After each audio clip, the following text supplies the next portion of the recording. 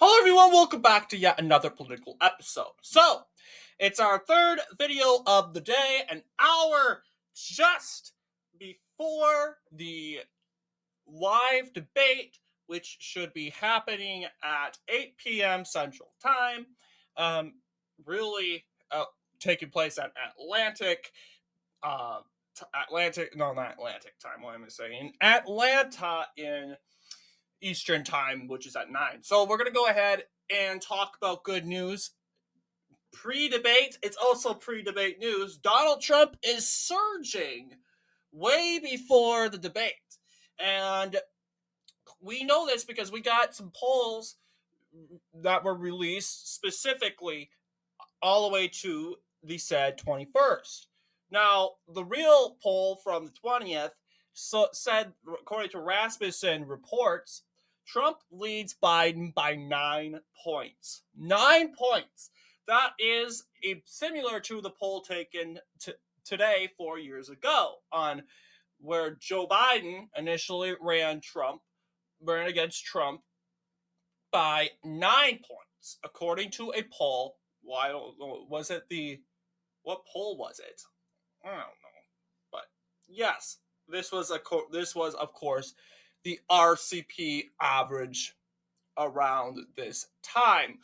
But yeah, you could clearly see it was a landslide favor for Biden, but things change. But now this plus 9% got added up. Sure, Biden gained some points from a morning consult poll, which initially gave him, I would say, a point and a half, lowering down the margin for Trump a little bit, but that didn't happen. That didn't help because Kunapek then released a poll suggesting Trump wins by 4. And then New York Times and Siena College releases another poll giving Trump basically an 8-point lead, adding those two together. And that's how we got 1.5. The last time we looked at these, let's just say, results, Trump was barely leading by 0.3%, or I would say 0.30%, because I noticed they don't put the zero. But yes, and now you're seeing him rising up to 1.5 as of today.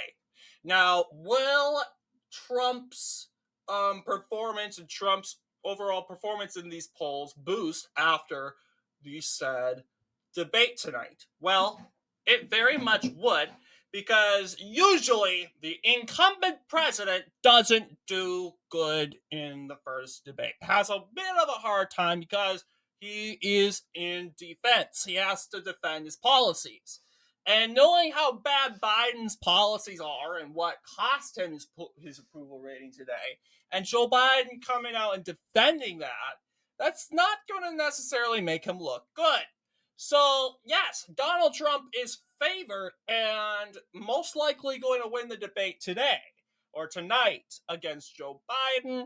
People say, oh, it's because of Joe Biden's cognitive decline. Well, I honestly think it could be more than just that. It could be a contributor to that.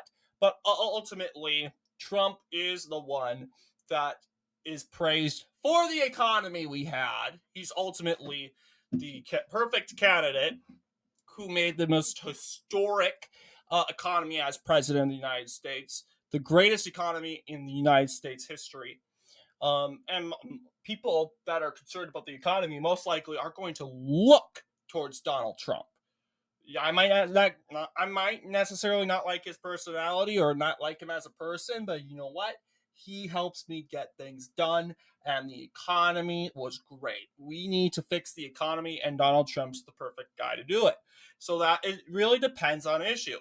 The second most important issue of 2024 is immigration. Another policy looked at Trump. Donald Trump's Project 2025.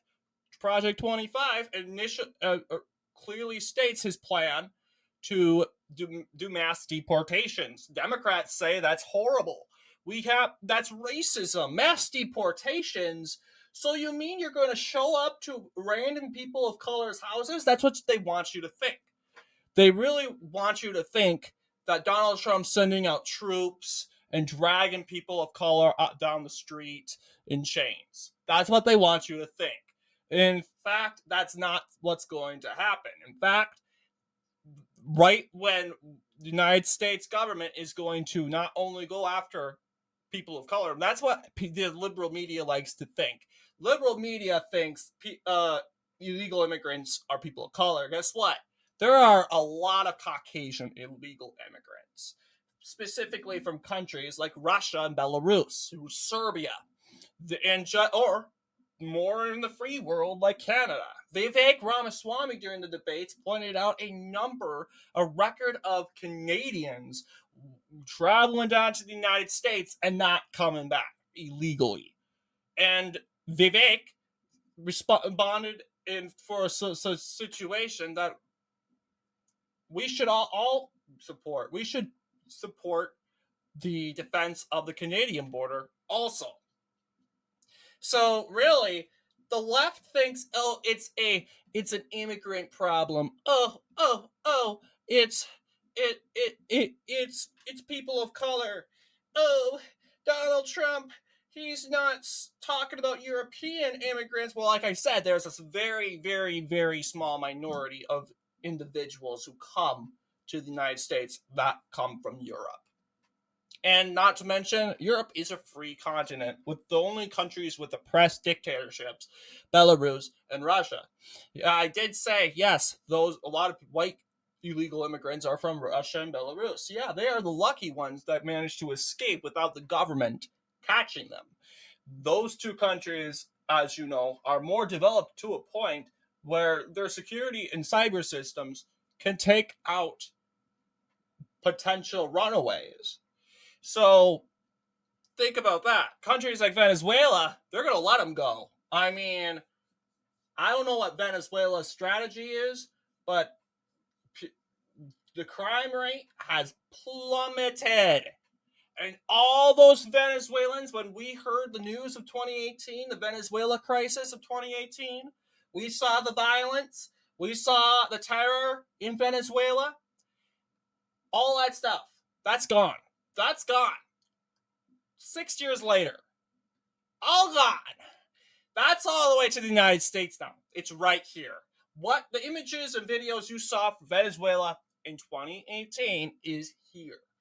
And Donald Trump, speaking about this, specifically talked about migrants from countries like Venezuela, Nicaragua, because those are the countries that have association with violence and terrorism.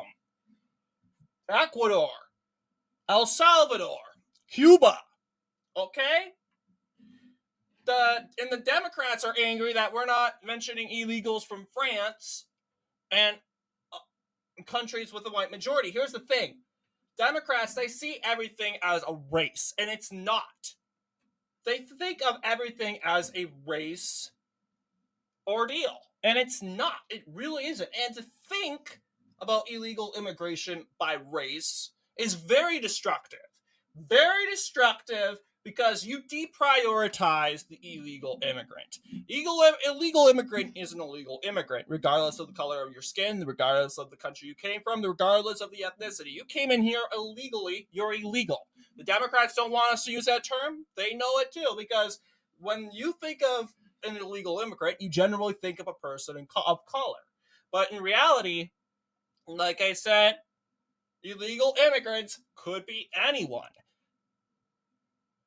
And the definition of illegal immigrant isn't a person of color who comes from a different country to seek asylum in the United States. No, that's not the definition. It's a person, an alien from a different country. Doesn't matter if you're first world, second world, third world country. You came in here illegally. You're an illegal immigrant. You're an illegal alien, an illegal immigrant. And then Democrats don't like the term illegal. Oh, too bad. Are you arguing that you could go into the country? You could go into the country freely without a problem? You're saying it's legal to enter the country illegally. Because if you break the law, it's illegal. If you rob a bank, that's illegal.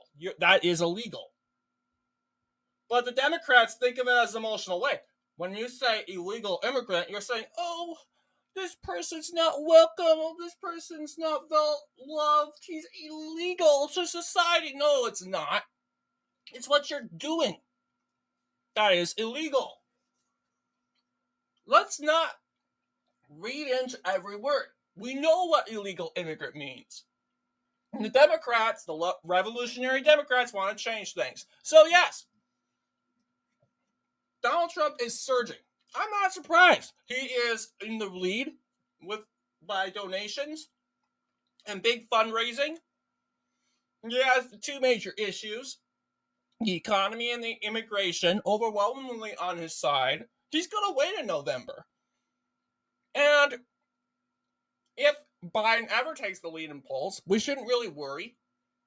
As long as fundraising is still on Trump's side, and the general issues of immigration and the economy are on his side, Trump's going to win. He's going to carry all 6 swing states in November. No doubt about it. So anyway, what do you guys think? Let me know down below in the comments below. And as always, see you all in the next political episode.